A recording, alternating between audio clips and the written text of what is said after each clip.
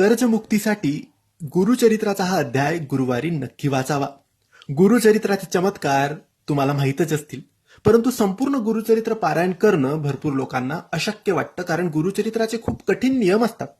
परंतु प्रत्येक गुरुचरित्र अध्यायाचे वेगवेगळे अनुभव येतात आणि वेगवेगळे लाभ होतात. तसाच एक अध्याय आहे जो कर्जमुक्ती करतो आणि धनलाभ मिळवून देतो, समृद्धी घरात आणतो आणि पैशाच्या ज्याही अडचणी समस्या आहेत ते सोडवतो. व्यापार चांगला चालतो, नोकरीत प्रगती होते. हा अध्याय फक्त गुरुवारी वाचायचा आणि दर गुरुवारी वाचायचा. एकूण 21 गुरुवार करायचे.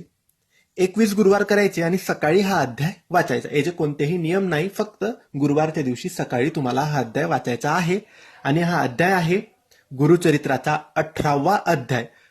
असं सांगितलं जातं की हा 18वा अध्याय गुरुवारी 11 वेळेस वाचावा, परंतु भरपूर लोकांना 11 वेळेस वाचणं शक्य नसतं. म्हणून तुम्ही एक वेळेस वाचला तरी चालेल आणि शक्य असेल तर 11 वेळेस वाचलं तर अतिउत्तम. पण 11 वेळेस शक्य नाही झालं तर कमीत कमी एक वेळेस तरी दर गुरुवारी हा अध्याय वाचा. कर्जमुक्ती नक्की होईल, पैशाच्या सगळ्या समस्या सुटतील, धनलाभ नक्की होईल. धन्यवाद. श्री स्वामी समर्थ.